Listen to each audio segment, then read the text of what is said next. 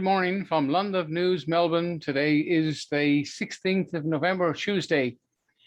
I'm just going to put a few clips up from Sky News in relation to what's happening here. Now, these programs are already being published, it's been on public TV, so I'm not breaking any rules. I hope I'm just putting this up so people who may have missed it can see it, and it's very important to actually what's happening here in Melbourne right now. So have a look at these two clips from Sky News and make up your own decision whether you like or dislike them. In the meantime, I'm working on a couple of documents. Now, I'm not an anti-vax. As an old soldier, as you can see here, I've served and I'm in the RSL and so on and so forth. We were pin cushions for injections. So I look, whether you get vaccinated or not, it's got nothing to do with me, and it's totally your choice. The next video coming up will be in relation to your employer insisting on you participating in a process that you do not want to be involved in. So if that's the case, you actually ask him, and I have the documents here, you get him to sign to say that he will take full responsibility for the consequences of this action, should there be any. Now, he's not going to sign it, but if he doesn't sign it, you say, well, then I'm not going to participate in this action that you requested me to do. I'm sure you all know what I'm talking about. I got to be careful what I say, as I'm not an anti-vaxxer.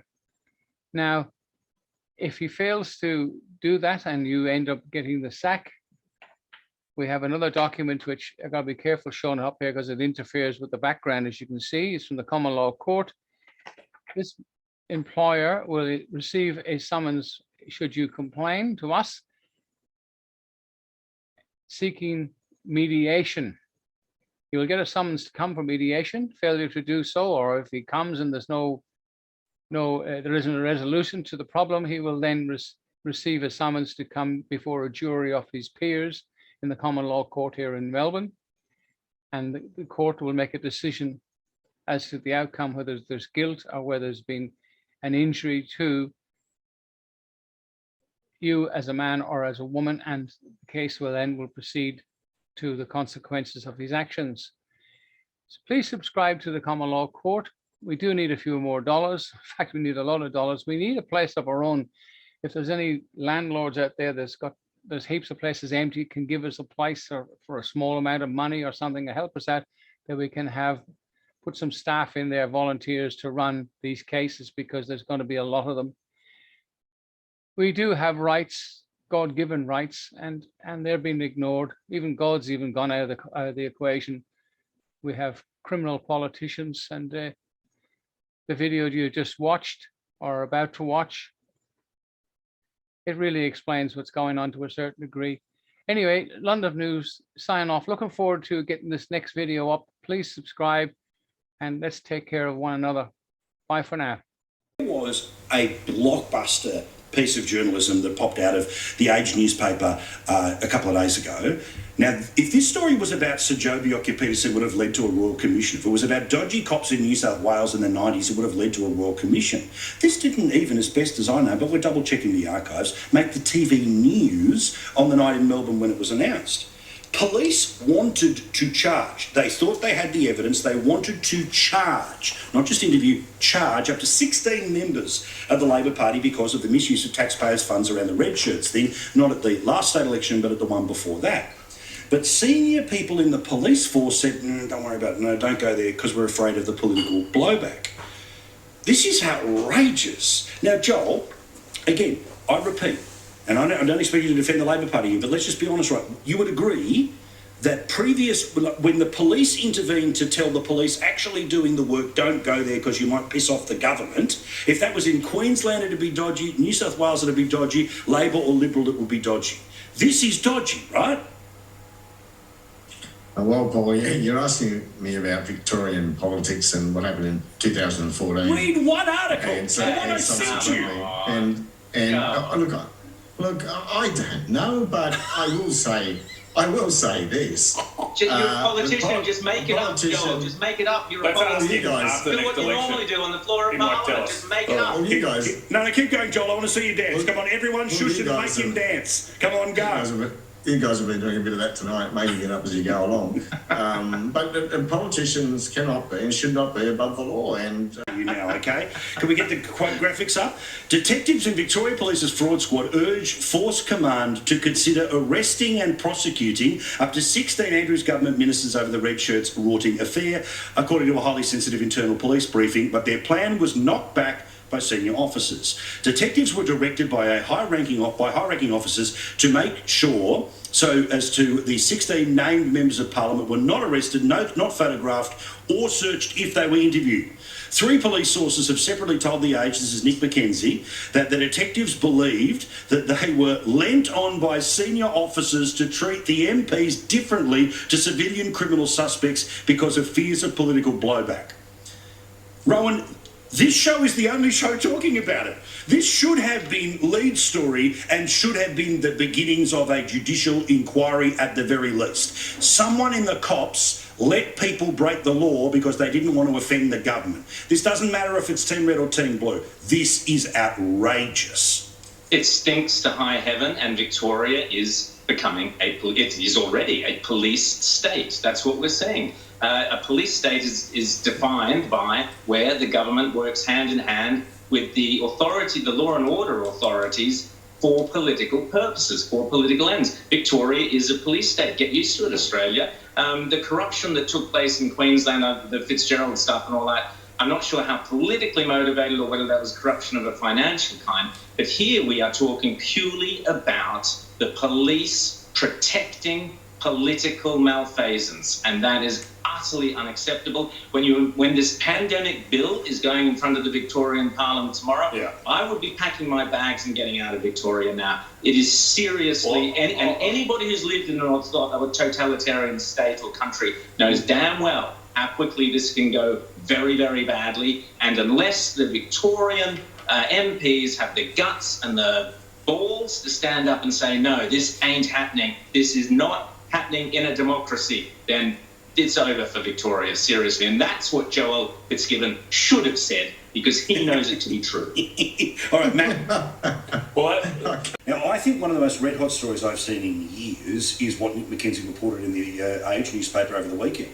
The Victoria Police, they didn't just kind of want to have a chat. They wanted to arrest and charge up to 16 Labor MPs, but someone up in the brass said, no, don't do it because we'll offend the government. Now, if this stuff happened under Sir Joe, it'd be a Royal Commission. This is as red hot as it gets, that the police doing the investigating thought that a crime had been committed, but someone above said don't do it because they would displease their potential political masters. You were a copper. What do you think of this story?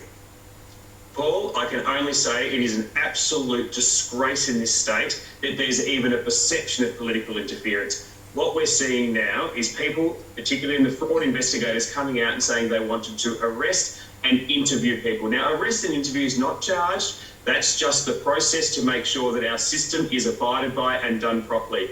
We need to make sure that no person's above the law. And I heard Joel Fitzgibbons before in your show when he reluctantly eventually said that no person should be above the law. What we are saying is any minister, I don't care, Labor, Liberal, any colour at all, if they should be investigated, they must be investigated.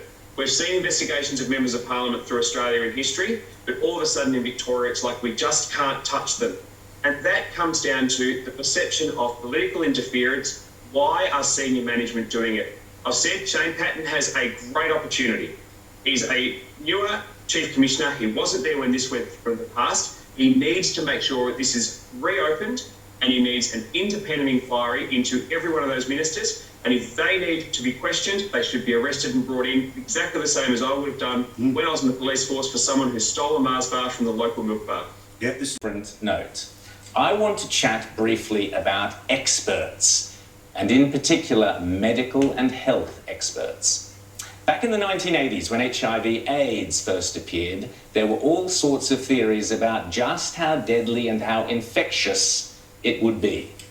There were people who were even peddling the theory that AIDS could be spread simply by being in the same room or close contact with an AIDS-infected person.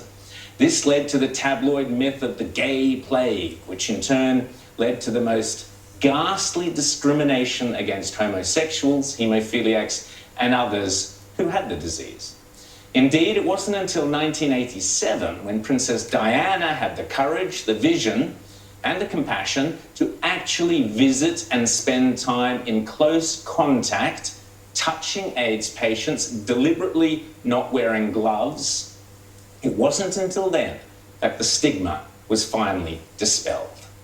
The Broderick ward of the Middlesex Hospital is the only specially designed AIDS ward in Britain. Today, the hospital reckoned that the princess's visit was worth all the government propaganda put together. She met the staff and the 9 patients and shook hands with them all. Only this patient agreed to a still photograph with the princess, and then only with his back to the camera.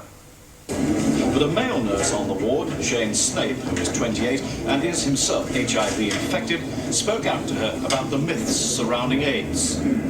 And I think the princess actually helped get that message across by the mere fact that she wasn't wearing gloves. But here's the thing.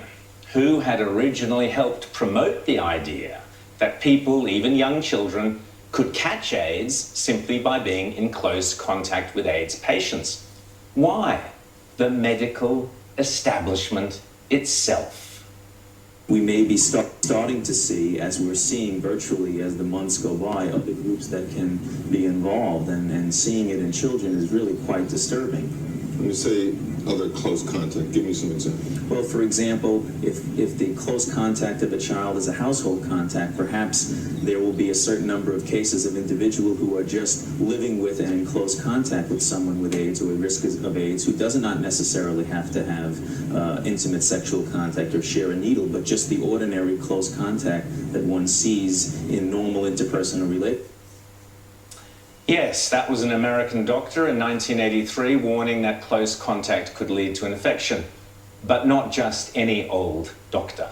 He was one of the leading US experts during the AIDS epidemic. His name? Dr. Anthony Fauci. At the time, gay activists loathed him, calling him an incompetent idiot and a pill-pushing tool of the medical establishment. Anthony Fauci later changed his tune on AIDS and reached out to the gay community, proving even some experts can admit when they get it wrong.